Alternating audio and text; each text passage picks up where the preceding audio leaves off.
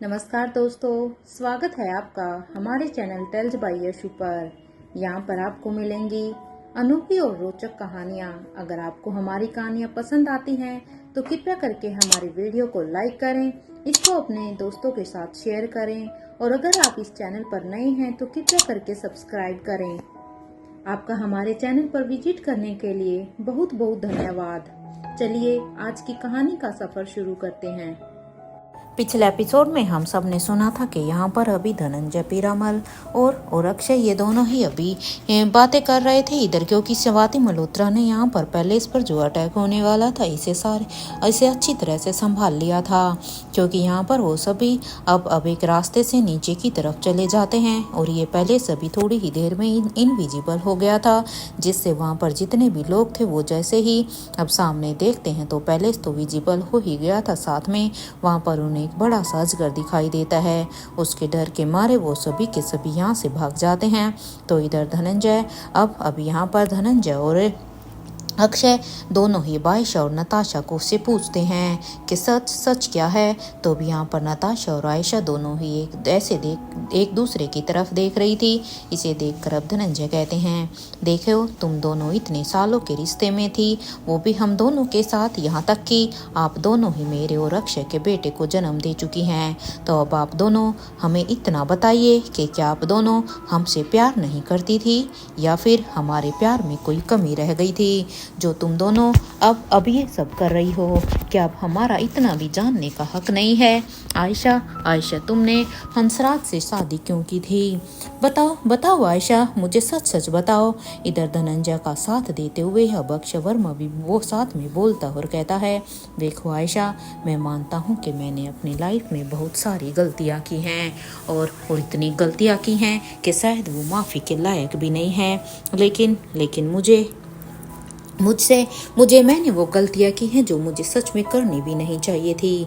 बस मैं तुमसे माफ़ी मांग सकता हूँ जो गलतियाँ मैंने की हैं उनके लिए, लेकिन प्लीज़ मुझे सच बताओ, क्या इतना सब कुछ होने के बाद भी क्या मेरा सच जानने का अधिकार नहीं है? अब अक्षय की ये बात सुनते ही आयशा और नताशा एक दूसरे को ही देख रही थी कि तभी अब धनंजय पीरामल अब फिर से बीच में कहते हैं, आयशा एक मिनट। काफ़ी वक्त से मेरे दिमाग में बस एक ही बात घूम रही थी। हालांकि मेरे दिमाग में बहुत सारे से सवाल हैं, लेकिन सबसे पहले मुझे ये बताओ कि तुम्हारी माँ कौन थी? और देखो आयशा, मुझे इसका जवाब जरूर चाहिए। इधर धनंजय के अचानक से इस सवाल ने तो करण को भी सब कुछ याद दिला दिया था, क्योंकि यहाँ पर जो कुछ भी हुआ था ये सब होने के बाद तो करण एक पल के लिए सब कुछ भूल गए थे, लेकिन अब करण को सब कुछ याद आ गया था कि जब वो लोग भीमेश्वरी गाँव में थे तब वो इसीलिए ही गए थे और वहाँ पर उन्हें जब उसकी माँ के बारे में कुछ पता चला था, वहाँ पे जब उन्होंने कुछ पिक्चर्स देखी थी तो उसके बाद से ही ये सवाल उनके दिमाग में था। इसलिए अब धनंजय के इस सवाल पर अब यहाँ पर आयशा कहती है, धनंजय आप ऐसा क्यों कह रहे हैं? मेरा मतलब है कि मैं अपनी माँ के बारे में देखो ज़्यादा कुछ नहीं जानती हूँ, ये तो शायद तुम भी जानते होंगे। ये सुनते ही धनंजय पीरामल और करण गुलेरिया दोनों ही एक दूसरे को देखने लगते हैं। तो वहीं अब स्वाति मल्होत्रा इन दोनों ही दोस्तों को बड़े ही ध्यान से ऑब्जर्व कर रही थी। वो इन दोनों को देखकर समझने की कोशिश कर रही थी कि आखिर अब इनके दिमाग में क्या चल रहा है। इधर अब यहाँ पर धनंजय पीरामल कहते हैं, आयशा मैं तुम्हें अब बताता हूँ तुम्हारे ननिहाल के बारे में। अब ये सुनते ही अब करण गुलेरिया कहते हैं, वैसे मजा तो ये जानकर बहुत ही आएगा। इनकी बातों को सुनकर तो अब स्वाति मल्होत्रा भी कहती है, आप दोनों ऐसे कैसे? अब स्वाति यही हैरान होती है कि आखिर इन दोनों को आयशा के ननिहाल के बारे में कैसे पता। इस बात पर अब करण गुलेरिया कहते हैं, स्वाति अब तक जो कुछ भी हमने किया वो सब एक नाटक था। इस अक्षय को छोड़कर ये हम ये सब नाटक कर रहे थे। ये सुनते ही अब स्वाति मल्होत्रा कहती है, क्या बकवास कर रहे हो तुम दोनों? जो शौक लगा हुआ था उसका क्या? क्योंकि जब तुमने आयशा को देखा था तो उस समय तुम दोनों को ही काफ़ी शौक था और इतना गहरा शौक था कि तुम दोनों को किसी की बातें भी सुनाई नहीं दे रही थी। अब क्या वो सब एक ड्रामा था? स्वाति की इस बात पर अब धनंजय पीरामल कहते हैं, शौक मुझे यहाँ नहीं, बल्कि सच कहूँ तो स्वाति शौक मुझे राजमहल में लगा था। और फिर ये कहते हुए ही धनंजय पीरामल अब अपने उस दिन के ख्याल में चले जाते हैं जब वो मेडिकल फ्लोर से अपने रूम में आए थे।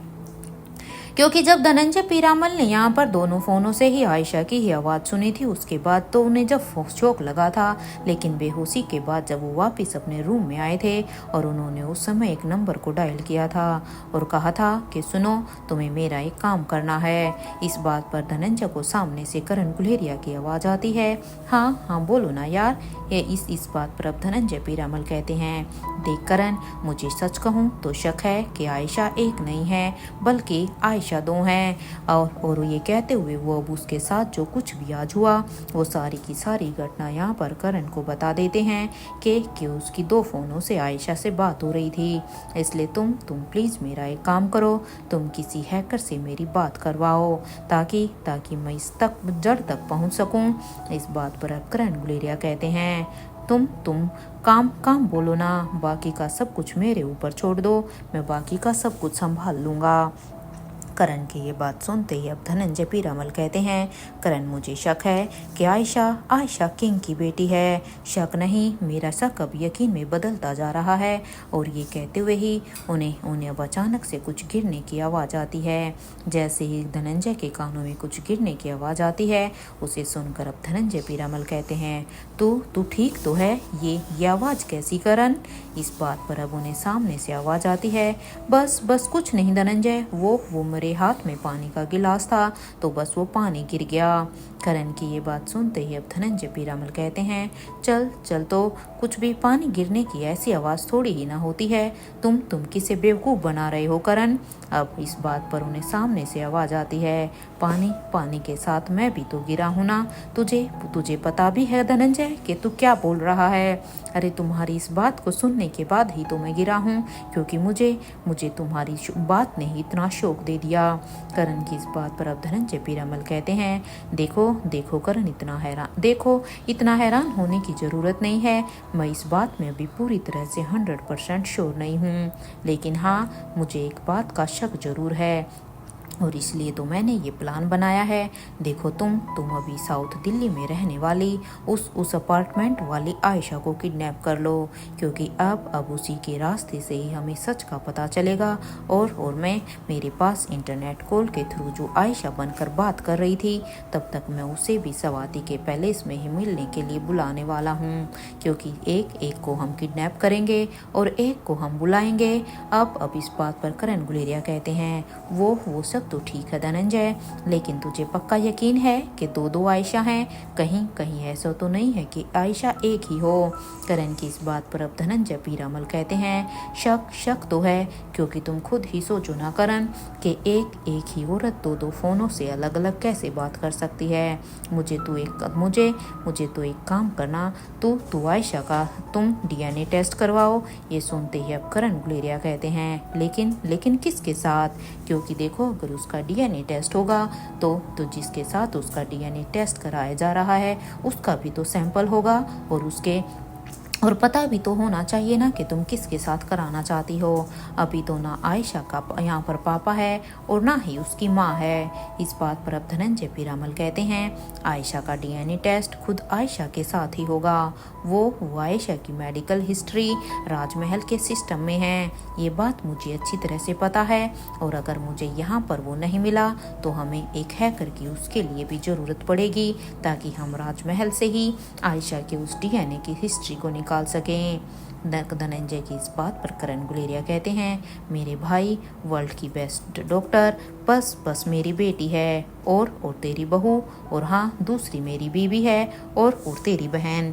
और मैं लिख के दे रहा हूँ, ये दोनों हमारी बातों का भरोसा बिल्कुल भी नहीं करेंगी।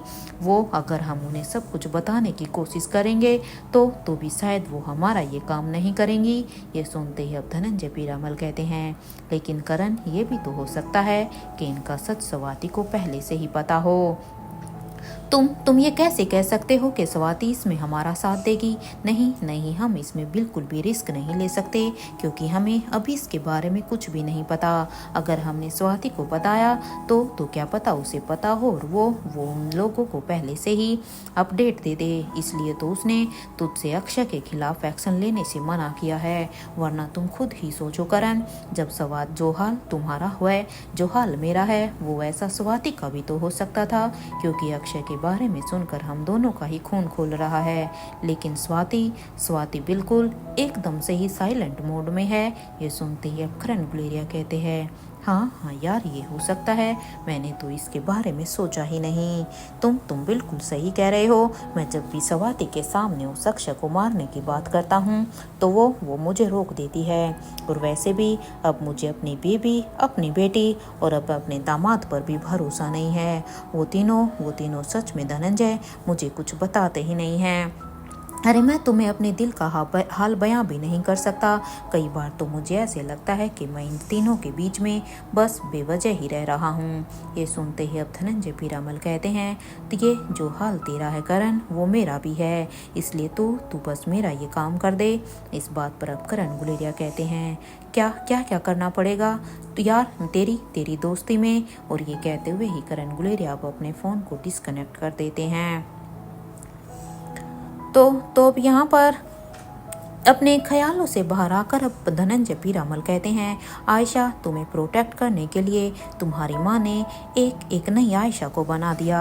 मैं सच कह रहा हूँ ना आयशा? इधर धनंजय की ये बात सुनकर अब स्वाति मल्होत्रा कहती है, अगर तुम दोस्तों को सब कुछ पता था तो वो शौक लगने का फिर तुम दोनों ने नाटक क्यों किया था?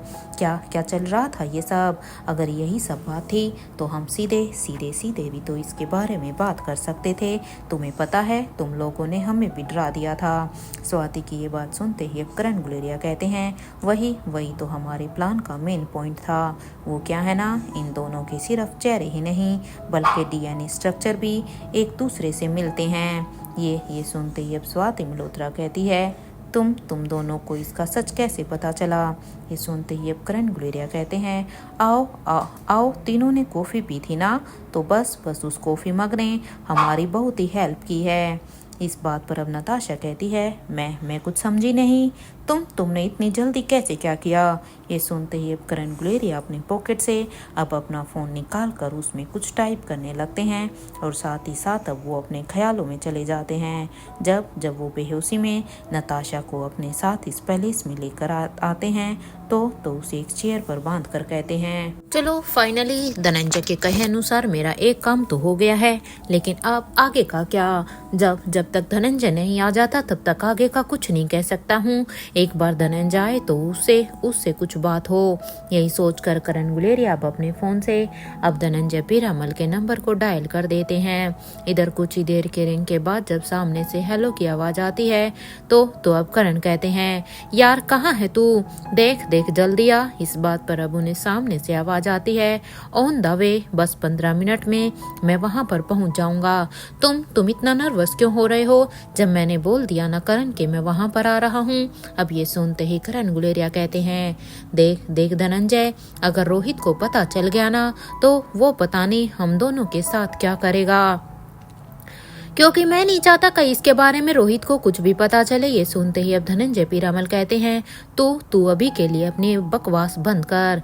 मैं हूं ना, तो इसलिए तुझे डरने की बिल्कुल भी जरूरत नहीं है। और तू कब से रोहित से डरने लग गया? हाँ करण, वैसे भी मैं उसका बाप हूँ, वो मेरा बाप नहीं है जो हमें इस तरह से उससे डरना चाहिए। और तुम भी भूलो मत करण, तुम भी उसके कुछ लगते हो और तुम्हारा रिश्ता भी बड़ा है। अगर इस खेल के बारे में उसे भी कुछ पता होगा ना तो अब तो उसकी खैर नहीं है।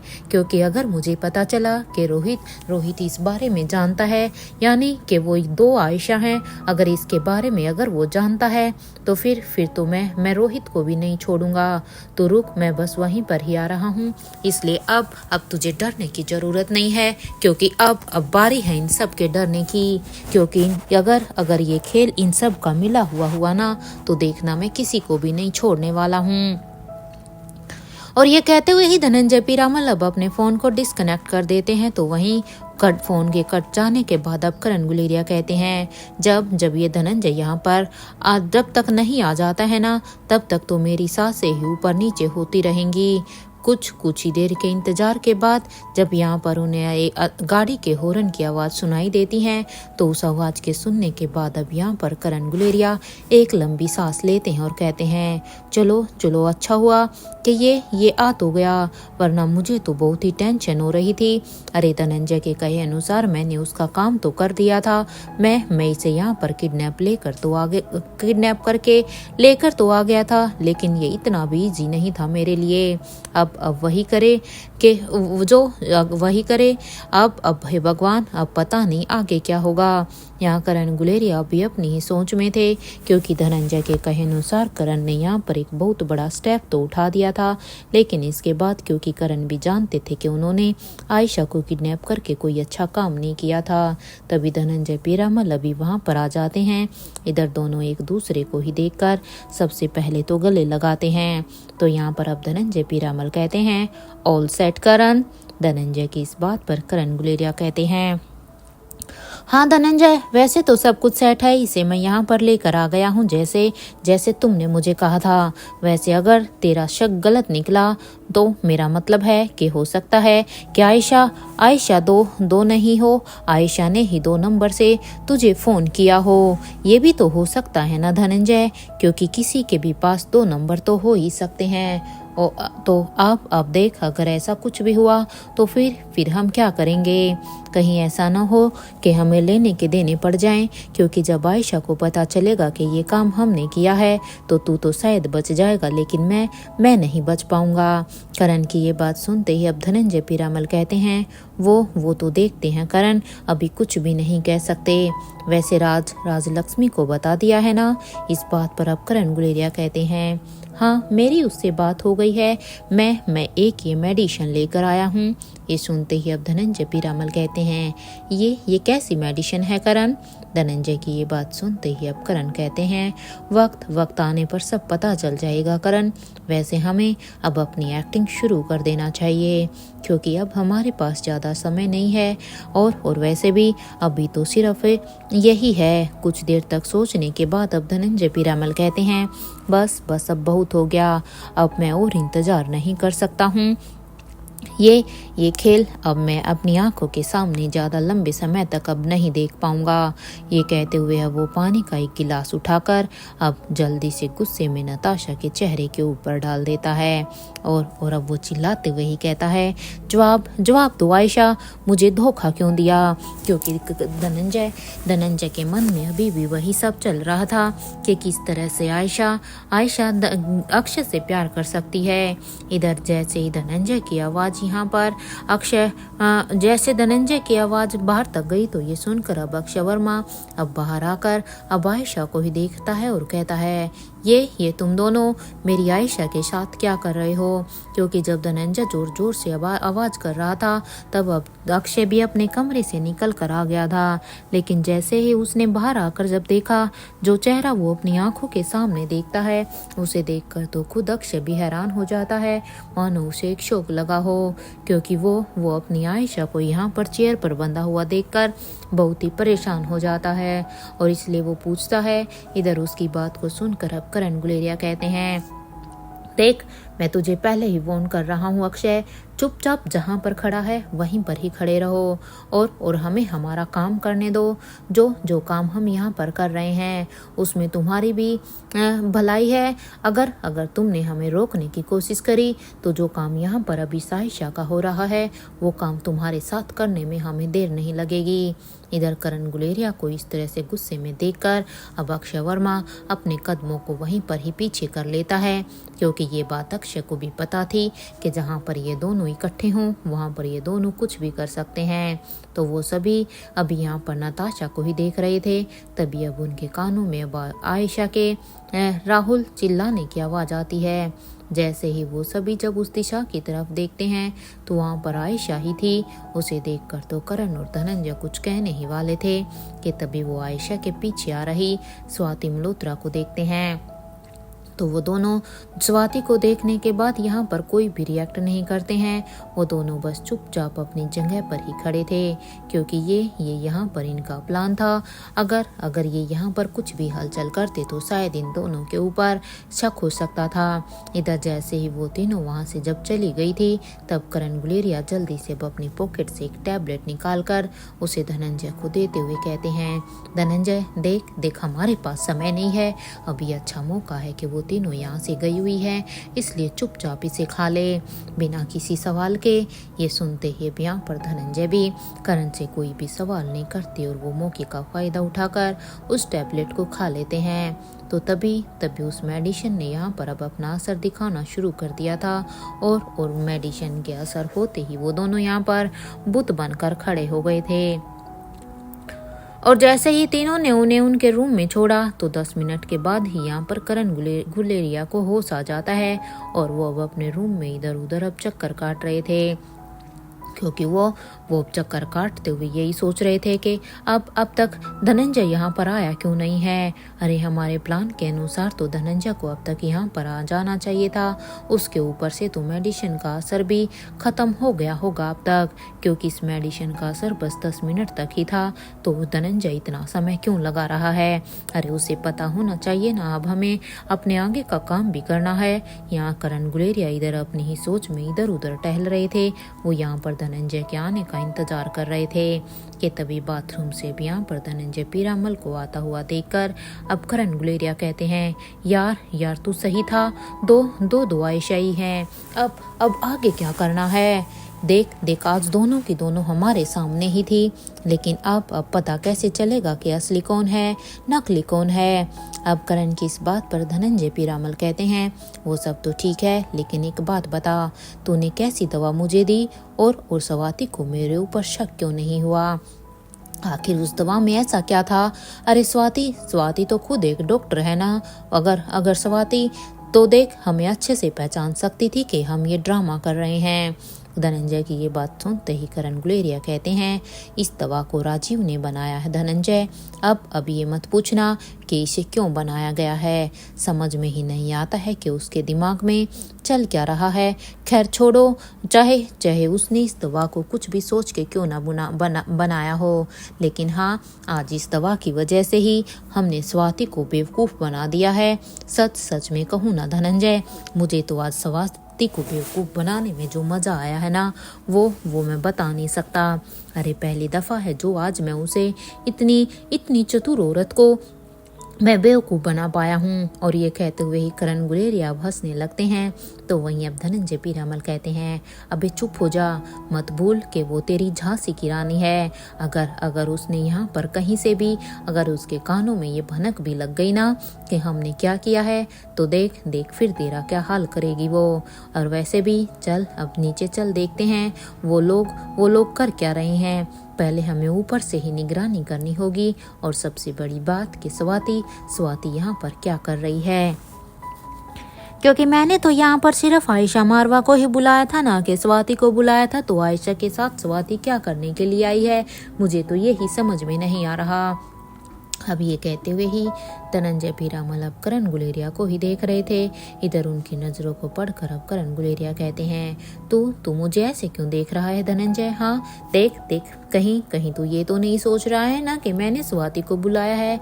देख मैं पहले ही बता देता हूँ, मैंने स्वाति को कुछ भी नहीं बताया है, ना यहाँ पर आने के बारे में, ना ही हमारे प्लान के बारे में।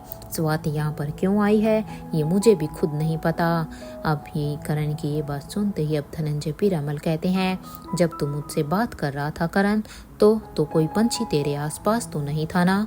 हाँ। ये सुनते ही अब करण गुलेरिया इधर अपनी ही सोच में थे। वो सोचते हैं कि क्या सच में उस समय उसके पास कोई पंछी था, क्योंकि अब धनंजय की बात को सुनकर वो भी सोचने पर मजबूर हो जाते हैं कि अगर जब वो बात कर रहे थे तो कहीं किसी पंछी ने उनकी बात सुनकर स्वाति को तो नहीं बता दिया।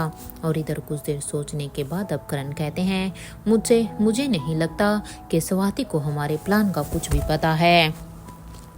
नहीं धनंजय, कारण कुछ और भी तो हो सकता है।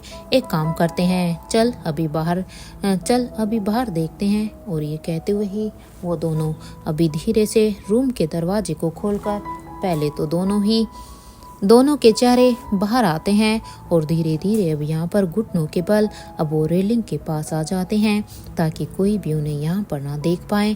और अब वो हल्का सा सिर उठा कर देखते हैं। तो अब ये देखने के बाद अब करण गुलेरिया कहते हैं वो वाइट वाला मग आयशा नंबर 1 का है और वो गोल्डन वाला वो आयशा नंबर 2 का है। करण की ये बात सुनते ही अब धनंजय पीरामल कहते हैं तू दिमाग खराब मत कर करण। हाँ, उनकी साड़ी का कलर याद रखो बस, ओके। ऐसे नंबर 1 नंबर 2 में मेरा दिमाग घूम जाएगा। धनंजय की इस बात पर अब करण गुलेरिया कहते हैं ठीक है। कुछ देर के बाद अब यहाँ पर करण गुलेरिया देखते हैं कि आयशा तीनों ही कप को लेकर अभी किचन की तरफ जाने लगती है। उसे देखकर अब धनंजय अब करण से कहते हैं तू अभी जल्दी से किचन में जाकर वो दोनों के दोनों कप लेकर आ। तब तक मैं इन कप को राजलक्ष्मी तक पहुंचाने का जल्द से जल्द इंतजाम करता हूँ। धनंजय की ये बात सुनते ही अब करण गुलेरिया कहते हैं हर बार आग में कूदने के लिए अरे तू मुझे ही क्यों बोलता है। जो काम सबसे ज्यादा डिफिकल्ट होता है, जहाँ पर मेरे झुलसने का भी सवाल उठता है, वहीं पर ही तू मुझे भेज देता है। अरे ये काम तू खुद भी तो कर सकता है ना धनंजय। और ये कहते हुए करण गुलेरिया अब अपने रूम में वापिस आ जाते हैं और अब रूम के सीक्रेट रास्ते से, क्योंकि अब उनके पास कोई ऑप्शन नहीं था, वो अब किचन की तरफ जाने लगते हैं। और जैसे ही वो किचन में आता है तो वहाँ पर किसी को भी ना देखकर उसके चेहरे पर एक सुकून था कि फाइनली अब जिस काम को करने के लिए वो यहाँ पर आया था वो काम अब वो बेझिझक कर सकता था, क्योंकि अगर यहाँ पर इन तीनों में से अगर कोई भी होती तो उसके लिए इन कप को लेना मुश्किल हो जाता।